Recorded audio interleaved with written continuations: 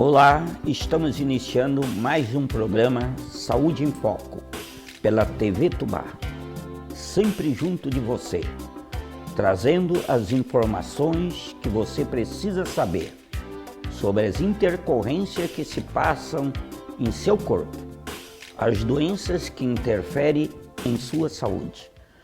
Hoje nós temos a grata satisfação de trazer aqui no programa Saúde em Foco, na TV Tubá, a especialista em psiquiatria, em psicogeriatria, a doutora Gabriela Danielski Nils.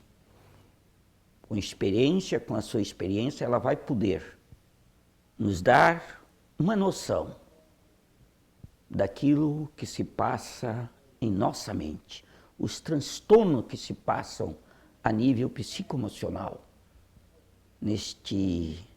nesta caixa enigmática que existe dentro de nós, que é o nosso cérebro, o nosso consciente, o nosso subconsciente.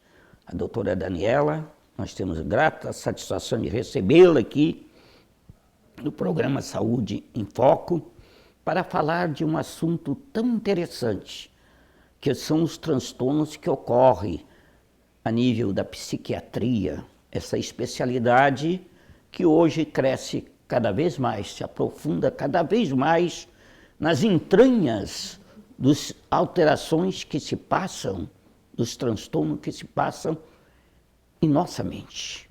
Muitas vezes ainda um mistério para nós. Então eu gostaria de saber do seu esclarecimento, quais são essas síndromes, esses transtornos psiquiátricos que acometem mais a população? Então, doutor Mário, nos estudos realizados no Brasil, né, principalmente nos estudos, eles avaliam a prevalência ao longo da vida dos transtornos psiquiátricos. A prevalência que a gente encontra de transtornos psiquiátricos na população brasileira é de 30% a 50% da população ao longo da vida, assim. Então é uma prevalência muito alta, né? E dentre os transtornos psiquiátricos, os mais comuns são, em primeiro lugar, né, os transtornos ansiosos e as fobias, né, com uma prevalência de 8% a 18% da população, seguidos da depressão e do abuso de álcool. É isso, mais ou menos. Nós sabemos também que esses transtornos, muitas vezes, quando não diagnosticado a tempo, eles interferem no comportamento da pessoa no meio em que ele vive. Não é uma verdade isso? Sim, com certeza, isso é uma verdade, né? E assim, em relação às consequências, né, de uma pessoa que tem um transtorno mental e que não recebe o diagnóstico, um tratamento adequado, eu acho assim que a principal consequência, quando a gente fala no indivíduo, seria a perda da qualidade de vida, né? Porque esses indivíduos que são acometidos por transtornos psiquiátricos, eles acabam com uma incapacidade, né, tanto na parte psicossocial quanto na parte profissional, né, além do próprio sofrimento que o transtorno gera para a pessoa. E se a gente for usar como exemplo, né, uma pessoa que tem depressão, 50% dos pacientes que têm depressão, eles vão ter um período prodrômico, que a gente chama, que seriam com sintomas mais leves, né? E esses sintomas, eles podem ser sintomas depressivos discretos ou sintomas ansiosos. Se esses pacientes não forem tratados, né, os pacientes que têm uma depressão leve a moderada, eles vão ter em torno de 4 a 30 semanas de duração dos sintomas depressivos. Se a gente for pegar os pacientes que já têm uma depressão grave, sem receber tratamento, eles vão ter esses sintomas por, em média, 6 a 8 meses, assim. Sendo que até 25% desses pacientes, eles vão ter os sintomas por mais de 1 ano, né? Então, assim, é muito tempo de incapacidade. E se essa pessoa fosse tratada, esse episódio depressivo, ele duraria em média 3 meses, né? Então, assim, é uma diferença muito grande. Hoje em dia, a depressão, ela é uma das doenças médicas que mais causa incapacidade, né? cerca de 7% da população mundial, né, isso são cerca de 400 milhões de pessoas, hoje possuem o diagnóstico de depressão. E se a gente for ver, se a gente for pensar em nível assim, de custos, né, socioeconômicos, tanto diretos quanto como no gasto com médico, com remédio, né, como com os indiretos, que seriam os dias perdidos de trabalho. Né? Uma pessoa com depressão, ela perde, em média, 8 dias de trabalho no mês, enquanto uma pessoa saudável perde 2 dias. Né? Então, assim, são muitos prejuízos que uma pessoa com um transtorno psiquiátrico não tratado tem. Né? Então, a procura da ajuda, o diagnóstico e o tratamento precoce são primordiais para o manejo dessas situações. Muito bem. Mas voltando um pouquinho, é importante a gente saber. Hoje nós inserimos a psiquiatria dentro do contexto da sociedade diferente de outrora. Como você observa hoje a psiquiatria como um grande aliado no tratamento, na ajuda das pessoas, diferente de outrora, que muitas vezes dizia, não, o psiquiatra tratava só daqueles que eram perturbados, loucos, e hoje a gente encara de uma forma muito diferente, porque o psiquiatra vem para ajudar, e nem todas as pessoas que têm esses transtornos, na realidade, muitas vezes pode ser inserida perfeitamente dentro do contexto social, sem problema nenhum. Com certeza. Né? Ainda existe certo preconceito, e as pessoas ainda resistem um pouco em procurar ajuda, mas acho que isso melhorou muito, assim. E, como o doutor falou, né, foi perdida essa visão de que o psiquiatra só trata louco, né, que seriam mais os transtornos psicóticos, né, os pacientes com esquizofrenia, né, às vezes um transtorno do humor bipolar com muitos episódios de psicose, né. Hoje em dia, não. As pessoas procuram um psiquiatra também para tratar a ansiedade, né, para tratar uma depressão mais leve, ou às vezes até para ver uma indicação para psicoterapia. Acho que realmente tem sido importante esse processo de desmistificação da psiquiatria. Né? Isso é muito importante, né? Porque, na realidade, o psiquiatra é um médico. Exatamente.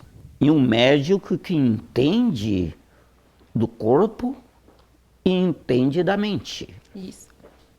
Isso é muito importante. Então, quando a pessoa busca um psiquiatra, ele busca também a sua orientação, o seu conselho, o diagnóstico daquele que na realidade está tendo. Um grande aliado. E dando sequência, porque nós vivemos num mundo hoje, num mundo sobrecarregado, agitado.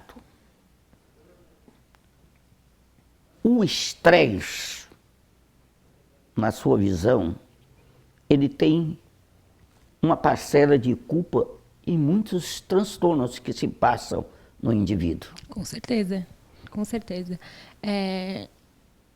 A nossa rotina está cada vez mais caótica, né? Cada vez as pessoas são exigidas mais, as pessoas se cobram mais, né? Tem muita pressão já desde a infância, né? Assim, as crianças estão expostas a cobranças, às vezes em excesso, e tudo isso acaba gerando um estresse e, com certeza, traz uma repercussão negativa para o indivíduo. Né? E, assim, eu acho que é importante também frisar é que, muitas vezes, o que acontece? As pessoas elas procuram um psiquiatra achando que elas têm algum transtorno, né? Mas não necessariamente elas têm um transtorno. Né? Mas isso é muito importante. Elas podem estar passando por um período difícil na vida, né? Que tá mais difícil de passar, ou às vezes perdeu alguém, né? Tá num luto, ou perdeu o emprego, e não necessariamente ela tem um transtorno psiquiátrico, né?